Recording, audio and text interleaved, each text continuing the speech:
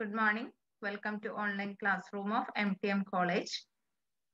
Important disclosure based accounting standards എന്നുള്ള നമ്മുടെ ഈ ചാപ്റ്ററിലെ next accounting standard that is Indian Accounting Standard 34, International Accounting Standard 34. It is the last topic of our chapter.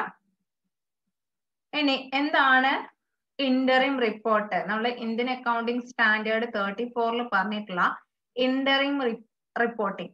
എന്താണ് interim reporting എന്ന് വെച്ച് കഴിഞ്ഞാൽ സാധാരണയായിട്ട് നമ്മൾ കണ്ടിട്ടുള്ളത് ഫിനാൻഷ്യൽ സ്റ്റേറ്റ്മെന്റ്സുകളുടെ റിപ്പോർട്ടിംഗ് എന്ന് പറയുന്നത് നോർമലി അക്കൗണ്ടിംഗ് ഇയറിന്റെ ലാസ്റ്റ് നമ്മുടെ ഫിനാൻഷ്യൽ സ്റ്റേറ്റ്മെന്റ് ആനുവൽ ആയിട്ടാണ് നമ്മൾ ഇതുവരെ പഠിച്ചിരുന്നത്.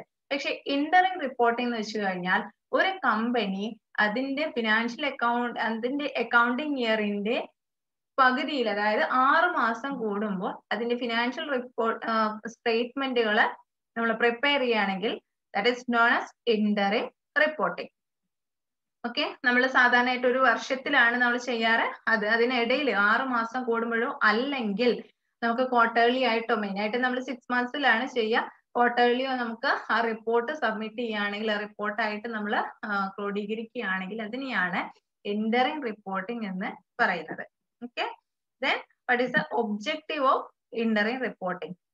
ഇവിടെ നമുക്ക് ഇന്ററിം റിപ്പോർട്ടിംഗ് എന്തിനാണെന്ന് വെച്ച് കഴിഞ്ഞാൽ ഇന്ററിം ഫിനാൻഷ്യൽ റിപ്പോർട്ടിംഗിലെ നമുക്ക് ഓരോ ഇവന്റ്സിനെയും റെക്കഗ്നൈസ് ചെയ്യുക, അത് മെഷർ ചെയ്യുക എന്നുള്ളതാണ് നമുക്ക് ഇതിന്റെ മെയിൻ ആയിട്ടുള്ള ഒബ്ജക്റ്റീവ്. ഇതിന്റെ ഒരു അഗ്രഗേറ്റ് ആയിട്ടുള്ള ഫോമാണ് നമുക്ക് ഫിനാൻഷ്യൽ ഇയറിൽ നമ്മൾ സ്റ്റേറ്റ്മെന്റ് ആയിട്ട് പ്രിപ്പയർ ചെയ്യുന്നത്. Then what is the scope എന്ന് വെച്ച് കഴിഞ്ഞാൽ നമുക്ക് ഇവിടെ എന്ത് ചെയ്യാൻ പറ്റും? ഒരു എൻറ്റിറ്റിയുടെ ഇക്വിറ്റി, അതായത് ശരിക്കും പറഞ്ഞിട്ടുണ്ടെങ്കിൽ ഇന്ത്യൻ അക്കൗണ്ടിംഗ് സ്റ്റാൻഡേർഡ് നമുക്ക് മാൻഡേറ്ററി അല്ല, അതായത് നമുക്ക് എന്തായാലും പ്രിപ്പയർ ചെയ്യണമെന്നൊന്നും ഇല്ല. പക്ഷെ ആസ് പെർ സെബി നമ്മുടെ കമ്പനിയുടെ ഷെയർസ്, ഡിബഞ്ചേഴ്സ് ഒക്കെ പബ്ലിക്കിൽ ഇഷ്യൂ ചെയ്യുന്നുണ്ടെങ്കിൽ നമ്മൾ എന്ത് ചെയ്തിരിക്കണം? അക്കൗണ്ടിംഗ് സ്റ്റാൻഡേർഡ് 34 പ്രകാരം ഇന്ററിം റിപ്പോർട്ട് കാണിക്കണം. അതായത് ഷെയർ ഹോൾഡേഴ്സിന് ഇതുവരെയുള്ള സ്റ്റാറ്റസ് എങ്ങനെയുണ്ട് എന്ന് അറിയാൻ നമ്മൾ എന്ത് കാണിക്കണം? ഇന്ററിം റിപ്പോർട്ട് കാണിക്കണം എന്ന് സെബി ഗൈഡ് ലൈൻസ് പ്രകാരം പറയുന്നുണ്ട്. Then the definition for interim financial report and interim period. എന്താണ് interim financial report? Interim financial report എന്ന് വെച്ച് കഴിഞ്ഞാൽ ഫിനാൻഷ്യൽ സ്റ്റേറ്റ്മെന്റിന്റെ കണ്ടൻസ്ഡ് ഫോമിനെയാണ് നമ്മൾ ഇന്ററിം ഫിനാൻഷ്യൽ റിപ്പോർട്ട് എന്ന് പറയുന്നത്. സാധാരണ നമ്മുടെ ഫിനാൻഷ്യൽ റിപ്പോർട്ടിൽ എന്തൊക്കെ ഉണ്ടായിരിക്കുക? ബാലൻസ് ഷീറ്റ് ഉണ്ടായിരിക്കും, ഇൻകം സ്റ്റേറ്റ്മെന്റ് ഉണ്ടായിരിക്കും, സ്റ്റേറ്റ്മെന്റ് ഓഫ് ഇക്വിറ്റി ഉണ്ടായിരിക്കും. ഇങ്ങനെയുള്ള എല്ലാ കാര്യങ്ങളുടെയും കണ്ടൻസ്ഡ്, അതായത് നമുക്ക് ക്വാർട്ടർലി ആണെങ്കിൽ 3 മാസത്തേക്ക്, നമുക്ക് ഹാഫ് ഇയർലി ആണെങ്കിൽ 6 മാസത്തേക്കുള്ള ഈ സ്റ്റേറ്റ്മെന്റുകളെയാണ് ഇന്ററിം ഫിനാൻഷ്യൽ റിപ്പോർട്ട് എന്ന് പറയുന്നത്. ദെൻ ഇന്ററിം പീരീഡ് എന്ന് വെച്ച് കഴിഞ്ഞാൽ period shorter than full financial year.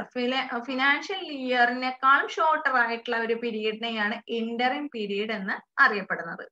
Okay, then minimum components in interim financial report. ഒരു ഇന്ററിം ഫിനാൻഷ്യൽ റിപ്പോർട്ടിൽ ഉണ്ടായിരിക്കേണ്ട കാര്യങ്ങൾ കണ്ടൻസ്ഡ് ബാലൻസ് ഷീറ്റ് നമുക്ക് ശ്രദ്ധിക്കുക എന്തൊക്കെയാണെന്നുള്ളത്. ബാലൻസ് ഷീറ്റ് എന്നല്ല പറയുന്നത്, കണ്ടൻസ്ഡ് എന്നാണ് പറയുന്നത്. നമുക്ക് ഭാഗികമായിട്ടുള്ളതാണ് condensed balance sheet, condensed statement of profit and loss, condensed statement of changes in equity, ഇക്വിറ്റിയിൽ വരുന്ന ചേഞ്ചസ് നമ്മൾ കാണിക്കണം, condensed statement of cash flows, cash inflow and outflow, cash എങ്ങനെ നമുക്ക് കിട്ടി, നമുക്ക് എങ്ങനെ നമുക്ക് ചെലവ് വന്നു.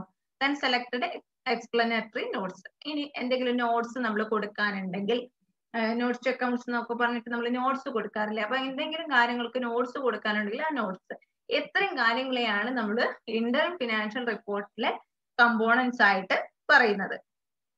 Then form and content of interim financial statement. എന്തൊക്കെയാണ് നമുക്ക് ഇതിന്റെ ഫോം ആൻഡ് കണ്ടന്റ് എന്നുള്ളത് നോക്കാം.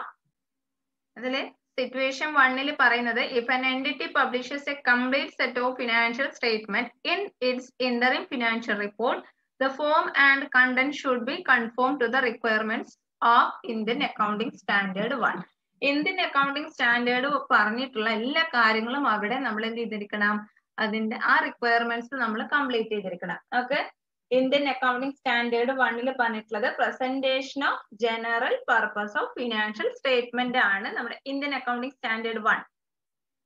ഇന്ത്യൻ അക്കൗണ്ടിംഗ് സ്റ്റാൻഡേർഡ് 1 എന്ന് പറയുന്നത് എന്താണ്? നമുക്ക് 34 ആണ് ഇപ്പൊ പറഞ്ഞത്. ഇന്ത്യൻ അക്കൗണ്ടിംഗ് സ്റ്റാൻഡേർഡ് 1 പറയുന്നത് presentation of general purpose of financial statement, അതായത് നമുക്ക് ഫിനാൻഷ്യൽ സ്റ്റേറ്റ്മെന്റ് പ്രിപ്പയർ ചെയ്യുന്നതിന് നമുക്ക് പ്രസന്റ് ചെയ്യുന്നതിന്റെ പർപ്പസ്, എന്തിനു വേണ്ടിയാണ് നമ്മളത് പ്രസന്റ് ചെയ്യുന്നത്? നമുക്ക് ശരിക്കും പറഞ്ഞാൽ എന്താണ്? ബാലൻസ് ഷീറ്റ് ആണെങ്കിൽ നമുക്ക് അതിന്റെ ഫിനാൻഷ്യൽ പൊസിഷൻ അറിയാനാണ്, ഇല്ലേ? നമുക്ക് പ്രോഫിറ്റ് ആൻഡ് ലോസ് അക്കൗണ്ട് ആണെങ്കിൽ അതിന്റെ പ്രോഫിറ്റ് ആണോ ലോസ് ആണോ എന്നുള്ളത് അറിയാൻ വേണ്ടിട്ട്. അപ്പൊ എങ്ങനെ ഓരോ സ്റ്റേറ്റ്മെന്റും പ്രിപ്പയർ ചെയ്യുന്നതിന്റെ പർപ്പസ് എന്താണ്, അത് നമ്മൾ അവിടെ കംപ്ലീറ്റ് ചെയ്തിരിക്കണം. ദെൻ സിറ്റുവേഷൻ 2 പറഞ്ഞിട്ടുള്ളത് നമുക്ക് താഴെ പറയുന്ന കാര്യങ്ങൾ, മിനിമം നമ്മൾ പറയുന്ന കാര്യങ്ങൾ റിക്വയർമെന്റ് ആയിട്ട് പറയുന്നുണ്ട്. ആദ്യം നമുക്ക് പറയുന്നത് നമ്മുടെ ഫിനാൻഷ്യൽ സ്റ്റേറ്റ്മെന്റിന്റെ ഹെഡിങ്, സബ് ടോട്ടല്, ഇങ്ങനെയുള്ള കാര്യങ്ങളൊക്കെ നമുക്ക് പുതിയതായിരിക്കണം. മോസ്റ്റ് റീസെന്റ് ആയിട്ടുള്ള ആനുവൽ ഫിനാൻഷ്യൽ സ്റ്റേറ്റ്മെന്റിലുള്ള കാര്യങ്ങൾ മാത്രമേ കാണിക്കാവൂ. ദെൻ എക്സ്പ്ലനറി നോട്ട്സ് വേണം. അഡീഷണൽ ലൈൻസോ അതേപോലെ തന്നെ നമുക്ക് എന്തെങ്കിലും ഒമിഷൻസോ ഉണ്ടെങ്കിൽ നമ്മൾ അത് എന്ത് ചെയ്തിരിക്കണം? അത് റിപ്പോർട്ട് ചെയ്തിരിക്കണം. അഡീഷണൽ ലൈൻ നമ്മൾ അതിൽ കൊടുക്കണം. കാരണം ഒമിഷൻസ് ഒക്കെ ഉണ്ടെങ്കിൽ നമുക്കത് റിപ്പോർട്ട് ചെയ്യാനുള്ളതാണ്. ദെൻ നമുക്ക് ബേസിക് ആൻഡ് ഡൈല്യൂട്ടഡ് ഏർണിങ്സ് ഒക്കെ ഉണ്ടെങ്കിൽ നമ്മൾ അത് എന്ത് ചെയ്തിരിക്കണം? അത് നിർബന്ധമായിട്ടും പ്രസന്റ് ചെയ്തിരിക്കണം. അപ്പൊ ഇത്രയും കാര്യങ്ങളാണ് നമ്മൾ സിറ്റുവേഷൻ 1 സിറ്റുവേഷൻ 2 പറഞ്ഞിട്ടുള്ള. സിറ്റുവേഷൻ 1 അക്കൗണ്ടിംഗ് സ്റ്റാൻഡേർഡ് 1 പ്രകാരമുള്ള കാര്യങ്ങൾ പ്രസന്റ് ചെയ്യുക എന്നുള്ളതും, സിറ്റുവേഷൻ 2 മിനിമം റിക്വയർമെന്റ്സ് എന്തൊക്കെ വേണം എന്നുള്ളതാണ്. അപ്പൊ ഇതിൽ പറഞ്ഞ കാര്യങ്ങൾ sub total, heading, explanatory notes, basic and diluted ഏർണിങ്സിന്റെ കാര്യങ്ങൾ, അഡീഷണൽ ലൈന് പ്രൊവൈഡ് ചെയ്യുക, എന്തെങ്കിലും മിസ്റ്റേക്ക് വന്നാലോ ഒമിഷൻസ് വന്നാലോ അത് എഴുതി ചേർക്കാനുള്ള. അക്കൗണ്ടിംഗ് സ്റ്റാൻഡേർഡ് 34 പ്രകാരം ചില കാര്യങ്ങൾക്ക് നമുക്ക് ഡിസ്ക്ലോഷേഴ്സ് ആവശ്യമില്ല. അപ്പൊ മൈന്യൂട്ട് ആയിട്ടുള്ള ചില കാര്യങ്ങൾക്ക് അതിന്റെ നോട്ട്സ് മാത്രം മതി. പക്ഷെ ഡിസ്ക്ലോഷേഴ്സ് ആവശ്യമുള്ള കുറച്ച് കാര്യങ്ങളുണ്ട്. അതിലാണ് നമുക്ക് പറയാനുള്ളത് ഇൻവെന്ററീസ്, അതിന്റെ നെറ്റ് റിയലൈസബിൾ വാല്യൂ എത്രയാണോ ആ കാര്യങ്ങള് നമുക്ക് അതിന് ഡിസ്ക്ലോഷർ ആവശ്യമുണ്ട്. അതേപോലെ തന്നെ നമുക്ക് ഒരു ഇമ്പയർമെന്റ് പ്രോപ്പർട്ടിയോ അല്ലെങ്കിൽ പ്ലാന്റോ എക്യുപ്മെന്റോ അങ്ങനെ ഇൻടാഞ്ചിബിൾ അസറ്റ് അങ്ങനെ എന്തെങ്കിലും കാര്യങ്ങളിൽ നിന്ന് ഇപ്പൊ നമുക്ക് പ്രോപ്പർട്ടിനൊക്കെ ഏതെങ്കിലും തരത്തിലുള്ള ഇൻകം റെക്കഗ്നീഷൻ അല്ലെങ്കിൽ നമുക്ക് അതിൽ നഷ്ടങ്ങളോ വന്നു കഴിഞ്ഞാൽ ഇന്ത്യൻ അക്കൗണ്ടിംഗ് സ്റ്റാൻഡേർഡ് 36 പ്രകാരം അത് ഡിസ്ക്ലോസ് ചെയ്യണം. ദെൻ അതിനെ കുറിച്ച് എക്സാമ്പിൾസ് പറയണം. എങ്ങനെ നമ്മൾ ഡിസ്ക്ലോസ് ചെയ്യേണ്ടത്, എന്ത് കാര്യത്തിൽ, അതിൽ 1-2 എക്സാമ്പിൾസ് പറയും. ഞാൻ അത്യാവശ്യം ഒരു 9ഓളം എക്സാമ്പിൾ ഞാൻ പറയുന്നുണ്ട്. അതിൽ 1-2 എക്സാമ്പിൾ നിങ്ങൾ പഠിച്ചു വെക്കുക. ഇതിനൊക്കെ ഡിസ്ക്ലോഷർ ആവശ്യമുണ്ട് എന്നുള്ളതാണ് പറയുന്നത്. അപ്പൊ റീകൺസ്ട്രക്ഷന്റെ ആവശ്യത്തിന് നമുക്ക് ഇന്ത്യൻ അക്കൗണ്ടിംഗ് സ്റ്റാൻഡേർഡ് 37 പ്രകാരം അതിന്റെ റിവേഴ്സലിന് നമുക്ക് ഡിസ്ക്ലോസ് ചെയ്തിരിക്കണം. അതേപോലെ തന്നെ ഏതെങ്കിലും തരത്തിലുള്ള പ്രോപ്പർട്ടി അക്വയർ ചെയ്ത് കഴിഞ്ഞാൽ 16 പ്രകാരം ഡിസ്ക്ലോസ് ചെയ്യാം. ദെൻ ഒരു പ്രോപ്പർട്ടി പർച്ചേസ് ചെയ്യുക, അതേപോലെ തന്നെ പ്ലാന്റ് എക്യുപ്മെന്റ് പർച്ചേസ് ചെയ്യുക, അതിന്റെ കമ്മിറ്റ്മെന്റ് വന്നു കഴിഞ്ഞാൽ ഇന്ത്യൻ അക്കൗണ്ടിംഗ് സ്റ്റാൻഡേർഡ് 16 പ്രകാരം വീണ്ടും നമ്മൾ ഡിസ്ക്ലോസ് ചെയ്യണം. ലിറ്റിഗേഷൻ സെറ്റിൽമെന്റ്, ലിറ്റിഗേഷന്റെ ഏതെങ്കിലും തരത്തിലുള്ള സെറ്റിൽമെന്റ് ഉണ്ടെങ്കിൽ അത് 37 പ്രകാരം നമുക്ക് ഡിസ്ക്ലോസ് ചെയ്യണം. അക്കൗണ്ടിംഗ് സ്റ്റാൻഡേർഡ് 8 പറയുന്നത് ഏതെങ്കിലും തരത്തിലുള്ള കറക്ഷൻസ് ഉണ്ടെങ്കിൽ, എറേഴ്സിന്റെ കറക്ഷൻസ് ഉണ്ടെങ്കിൽ മുമ്പ് റിപ്പോർട്ട് ചെയ്തതാണ്, പക്ഷെ അതിലിപ്പോ കറക്ഷൻ ഉണ്ടെങ്കിൽ അതിൽ നമ്മൾ 8 പ്രകാരം നമ്മൾ അതിന്റെ കറക്ഷൻസ് വരുത്തണം. ദെൻ ഏതെങ്കിലും ഡിഫോൾട്ട് ഡെപ്റ്റ്, അതേപോലെ തന്നെ ഏതെങ്കിലും ഡെപ്റ്റിന്റെ വന്നിട്ടുള്ള ബ്രീച്ച്, അത് ഇങ്ങനെയുള്ള കാര്യങ്ങൾക്ക് ഇന്ത്യൻ അക്കൗണ്ടിംഗ് സ്റ്റാൻഡേർഡ് 1 നമുക്ക് അതിന്റെ അതറിയാലോ, 1 അറിയാലോ എങ്ങനെയാണത് പ്രസന്റ് ചെയ്യേണ്ടത് എന്നുള്ളതാണ്. ആ പ്രസന്റേഷൻ നമ്മൾ ഈ പറഞ്ഞിട്ടുള്ള ഡെപ്റ്റ് ഡിഫോൾട്ട് ആയി കഴിഞ്ഞിട്ടുണ്ടെങ്കിൽ നമുക്ക് നമ്മളായിട്ട് ഉണ്ടാക്കുന്നതല്ല, ഡിഫോൾട്ട് ആയിട്ട് വരുന്ന ഡെപ്റ്റ് ആണ്. അപ്പൊ അതെങ്ങനെ പ്രസന്റ് ചെയ്യണം എന്നുള്ള കാര്യങ്ങളൊക്കെ നമ്മൾ അതിൽ ഡിസ്ക്ലോസ് ചെയ്യാം. റിലേറ്റഡ് പാർട്ടി ട്രാൻസാക്ഷൻസ് ഉണ്ടെങ്കിൽ, അതായത് സബ്സിഡിയറി, പാരന്റ്, അവരുടെ ട്രാൻസാക്ഷൻസ് നമ്മൾ എന്ത് ചെയ്യുക, അക്കൗണ്ടിംഗ് സ്റ്റാൻഡേർഡ് 24 പ്രകാരം ഡിസ്ക്ലോസ് ചെയ്യാം. അപ്പൊ ഇത്രയും ഡിസ്ക്ലോഷേഴ്സ് ആണ് ഒരു എക്സാമ്പിൾ ആയിട്ട് പറഞ്ഞതാണ്. അതിൽ നിങ്ങൾ നിർബന്ധമായിട്ടും ഒരു 2-3 എണ്ണം നിങ്ങൾ പഠിച്ചിരിക്കാം. Okay. Then interim reporting period ആണ്. ഇന്ററിം റിപ്പോർട്ടിംഗ് പീരീഡില് നമുക്ക് ഇന്ററിം സ്റ്റേറ്റ്മെന്റ്സ് നമ്മൾ പറഞ്ഞിട്ടുണ്ടായിരുന്നു. ആ സ്റ്റേറ്റ്മെന്റ്സിൽ വരുന്ന കുറച്ച് കാര്യങ്ങൾ നമ്മൾ ഇവിടെ നോക്കണം. ഇന്ററിം റിപ്പോർട്ടിംഗ് പീരീഡിന്റെ ബാലൻസ് ഷീറ്റ് റിപ്പോർട്ടിംഗ് പീരീഡ് എന്ന് വെച്ചാൽ കറന്റ് ഇന്ററിം പീരീഡും അതേപോലെ തന്നെ അതിന്റെ തൊട്ട് മുമ്പ് തൊട്ട് ഫിനാൻഷ്യൽ ഇയറിൽ നമ്മൾ ഏത് ബാലൻസ് ഷീറ്റ് ആണോ കൊടുത്തിട്ടുള്ളത് ആ ഒരു ഗ്യാപ്പ്, അതായത് ചിലപ്പോൾ ഞാൻ നമ്മുടെ ഇപ്പോഴത്തെ കറണ്ട് ഫിനാൻഷ്യൽ ഇയർ ഇപ്പൊ ജൂൺ 30-നാണ് നമ്മൾ ഉണ്ടാക്കിയിട്ടുള്ളതെങ്കിൽ ചിലപ്പോ ഡിസംബർ 31-നായിരിക്കും തൊട്ട് മുമ്പുള്ളത് നമ്മൾ പ്രസന്റ് ചെയ്തിട്ടുണ്ടാവുക. ദെൻ ദീസ് ഗ്യാപ്പ്, അതായത് 6 മാസം എന്ന് പറയുന്നത്. ഓക്കെ, അപ്പൊ എങ്ങനെയാണ് നമ്മൾ എന്ത് ചെയ്യുക ബാലൻസ് ഷീറ്റിന്റെ പിന്നെ ഇത് കാണുന്നത്. ദെൻ നമ്മൾ അക്കൗണ്ടിങ് സ്റ്റേറ്റ്മെന്റും അങ്ങനെ തന്നെയാണ്. നമ്മൾ എന്ത് ചെയ്യാണ്, കമ്പാരിറ്റീവ് ഇൻകം സ്റ്റേറ്റ്മെന്റ് ആണ് നമ്മൾ ചെയ്യുന്നത്, അതായത് തൊട്ട് മുമ്പുള്ളതും അതേപോലെ തന്നെ കറണ്ട് ആയിട്ടുള്ള പീരീഡിന്റെ. ദെൻ ചേഞ്ചസ് ഇൻ ഇക്വിറ്റി എന്ന് പറയുന്നത് നമ്മൾ എന്താണ് ചെയ്യുന്നത്, cumulative for the current financial year നമുക്ക് എന്ത് ചെയ്യാണ്, ഇതുവരെയുള്ള ഫിനാൻഷ്യൽ ഇയറിന്റെ ഈ ഒരു സ്റ്റേറ്റ്മെന്റും അതേപോലെ തന്നെ തൊട്ട് മുമ്പ് നമ്മൾ എവിടെയാണോ ഏത് സമയത്താണോ നമ്മൾ ഈ ഇക്വിറ്റിയുടെ സ്റ്റേറ്റ്മെന്റ് കാണിച്ചിട്ടുള്ളത് ആ ഒരു gap. Then cash flow statement ആണെങ്കിൽ കറണ്ട് ഇയർ, അതേപോലെ തന്നെ ഇതിന്റെ തൊട്ട് മുമ്പുള്ള കമ്പാരിറ്റീവ് സ്റ്റേറ്റ്മെന്റ് നമുക്ക് കമ്പയർ ചെയ്യാൻ വേണ്ടി തൊട്ട് മുമ്പ് എന്നാണ് നമ്മൾ പ്രസന്റ് ചെയ്തിട്ടുള്ളത് ആ ഒരു ഗ്യാപ്പ്. ശരിക്കും പറഞ്ഞിട്ടുണ്ടെങ്കിൽ എന്താണോ തൊട്ട് മുമ്പ് നമ്മൾ പ്രസന്റ് ചെയ്തത്, ദെൻ ഈ കറണ്ട് ഇയർ വരെയുള്ള ഈ ഒരു ഗ്യാപ്പ് ചിലപ്പോൾ നമുക്ക് ഡിസംബർ 31-നാണ് നമ്മൾ കഴിഞ്ഞത് പ്രസന്റ് ചെയ്തത്. ഇപ്പൊ നമ്മള് മാർച്ച് 31 ആയിട്ടുണ്ടെങ്കിൽ ഇപ്പോഴാണ് നമ്മൾ പ്രസന്റ് ചെയ്യുന്നതെങ്കിൽ 3 മാസം ക്വാർട്ടർലി സ്റ്റേറ്റ്മെന്റ് ആണ് നമ്മൾ കൊടുക്കുന്നത്. അല്ല ജൂൺ 30 ആയിട്ടുണ്ടെങ്കിൽ അത് ഹാഫ് ഇയർലി ആയിട്ടാണ് കൊടുക്കുന്നത്. അപ്പൊ ഇങ്ങനെയാണ് നമ്മൾ അതിന്റെ പീരീഡ് കണ്ടെത്തുന്നത്. ഓക്കെ, ദെൻ മെറ്റീരിയാലിറ്റി, നമ്മുടെ അക്കൗണ്ടിങ് കൺസെപ്റ്റ് മെറ്റീരിയാലിറ്റി എന്ന് പറയുന്നത് എന്താ? മെറ്റീരിയാലിറ്റി എന്ന് പറയുന്നത് നമുക്ക് മെഷർ ചെയ്യാൻ, ഒരു ട്രാൻസാക്ഷൻ നടന്നു കഴിഞ്ഞാൽ നമുക്ക് അതിനെ മെഷർ ചെയ്യാനുള്ള ഒരു കോൺസെപ്റ്റ്. ഓക്കെ, നമുക്ക് നമ്മുടെ ഫിനാൻഷ്യൽ ഡാറ്റയെ നമ്മൾ എന്ത് ചെയ്യണം, അത് റെക്കഗ്നൈസ് ചെയ്യണം. അതായത് ചില കാര്യങ്ങൾ നമുക്ക് റെക്കഗ്നൈസ് ചെയ്യാൻ പറ്റില്ല. നമ്മുടെ സർവീസ് ഇത്ര രൂപക്ക് സർവീസ് ചെയ്തു എന്നുള്ളത് നമുക്ക് പറയാൻ പറ്റില്ല. പക്ഷെ അങ്ങനെ നമുക്ക് ഓരോ ഇവന്റ്സ് വരുന്ന സമയത്ത് നമ്മൾ എന്ത് ചെയ്യുന്നു, അതിനെ നമുക്ക് മെഷർ ചെയ്യുന്ന രൂപത്തിലേക്ക് നമുക്ക് മാറ്റുന്നതാണ് മെറ്റീരിയാലിറ്റി. എന്നാലേ നമുക്ക് വല്ല എറേഴ്സ് ഉണ്ടെങ്കിലൊക്കെ നമുക്കത് റെക്ടിഫൈ ചെയ്യാൻ പറ്റുള്ളൂ. Then recognition and measurement. Recognition and measurement എന്ന് പറഞ്ഞു കഴിഞ്ഞാൽ ഇന്ററിംഗ് റിപ്പോർട്ടിംഗ് നടത്തുന്ന സമയത്ത് ചില കാര്യങ്ങൾ നമുക്ക് മെഷർ ചെയ്യാനുണ്ട്. അതായത് എങ്ങനെ മെറ്റീരിയാലിറ്റി ഉള്ളതാണ്, നമുക്ക് ചില കാര്യങ്ങൾ നമുക്കത് റെക്കഗ്നൈസ് ചെയ്യാം, അത് മെഷർ ചെയ്യാം. അപ്പൊ എന്തൊക്കെയാണ് നമുക്ക് റെക്കഗ്നൈസ് ചെയ്യാനും അതേപോലെ തന്നെ മെഷർ ചെയ്യാനുള്ളത്? ഒന്ന്, same accounting policies as annual. നമ്മള് അക്കൗണ്ടിങ് പോളിസി ഏതാണോ അഡോപ്റ്റ് ചെയ്തിട്ടുള്ളത് ആ സെയിം പ്രൊസീജിയർ, ആ സെയിം അക്കൗണ്ടിങ് പോളിസി ആയിരിക്കണം ത്രൂ ഔട്ട്. ഇന്ററിംഗ് റിപ്പോർട്ടിംഗ് ആണെങ്കിൽ പോലും നമ്മൾ അത് അപ്ലൈ ചെയ്തിരിക്കണം. ഓക്കെ, ആനുവൽ റിപ്പോർട്ടിൽ ഏതാണോ അക്കൗണ്ടിങ് പോളിസി നമ്മൾ അഡോപ്റ്റ് ചെയ്യുന്നത് same. Then revenues received seasonally, cyclically or occasionally. നമുക്ക് റവന്യൂ എന്ന് പറഞ്ഞു കഴിഞ്ഞാൽ ചില സമയത്ത് നമുക്ക് സീസണലി കിട്ടുന്നതായിരിക്കാം. നമുക്ക് നമ്മുടെ ബിസിനസ്സിനനുസരിച്ച് അതിന്റെ റവന്യൂ കിട്ടുന്നത് ചിലപ്പോൾ നമ്മൾ സെയിൽ ചെയ്ത് കഴിഞ്ഞാൽ അതിന്റെ എമൗണ്ട് അപ്പൊ തന്നെ റെക്കഗ്നൈസ് ചെയ്യണമെന്നില്ല, അത് ഒരു സമയത്ത് കൊടുക്കാന്നുള്ളതാവും. അല്ലെങ്കിൽ സൈക്ലിക്കലി നമുക്ക് അതിന് ഒരു സമയം ഉണ്ട് ഇതിന് കിട്ടാനുള്ളത്. നമുക്ക് വർഷത്തില് 4 പ്രാവശ്യം ആയിരിക്കും കിട്ടുക. അല്ലെങ്കിൽ സീസണലി ആണെച്ചെങ്കിൽ അതിന്റെ സീസണിൽ മാത്രമായിരിക്കും കിട്ടുക. ദെൻ ഒക്കേഷണലി എപ്പോഴെങ്കിലും കിട്ടുന്നതായിരിക്കും. അപ്പൊ ഇങ്ങനെ റവന്യൂ റിസീവ് ചെയ്യുന്നത് പല സമയത്തായിരിക്കാം. ആ സമയത്ത് നമുക്ക് എന്ത് ചെയ്യാൻ പറ്റില്ല, നമ്മൾ ആനുവൽ റിപ്പോർട്ടിൽ പറയുന്നത് പോലെ നമുക്ക് പിന്നീട് കിട്ടാവുന്നതാണ്. അപ്പൊ നമ്മൾ അത് ആന്റിസിപ്പേറ്റഡ് ആണെങ്കിലും ഡെഫേർഡ് ആണെച്ചെങ്കിലും നമുക്ക് അതിനെ ആനുവൽ റിപ്പോർട്ടിൽ മാത്രമേ അങ്ങനെ കാണിക്കാൻ സാധിക്കൂ. ഓക്കെ, നമ്മൾ ഔട്ട്സ്റ്റാൻഡിങ് ഒക്കെ ആയിട്ട് എഴുതില്ലേ, ഔട്ട്സ്റ്റാൻഡിങ് സാലറി നമ്മൾ കൊടുത്തിട്ടില്ല, സാലറി കൊടുത്തിട്ടില്ല, അല്ലെങ്കിൽ ഔട്ട്സ്റ്റാൻഡിങ് നമുക്ക് കിട്ടാത്ത കാര്യങ്ങളുണ്ടായി. അപ്പൊ അതൊക്കെ നമ്മൾ എന്ത് ചെയ്യാം, ഫിനാൻഷ്യൽ ഇയറിന്റെ അവസാനമാണെങ്കിലേ നമുക്ക് ഔട്ട്സ്റ്റാൻഡിങ് എന്നുള്ള കാര്യത്തിലൊക്കെ എഴുതാൻ പറ്റുള്ളൂ. അല്ലാത്ത പക്ഷം നമുക്കത് റെക്കഗ്നൈസ് ചെയ്യാതെ ആ ഒരു രൂപത്തിൽ തന്നെ നമുക്കതിന്റെ അത് നോട്ട്സ് ആയിട്ട് എഴുതേണ്ടി വരും.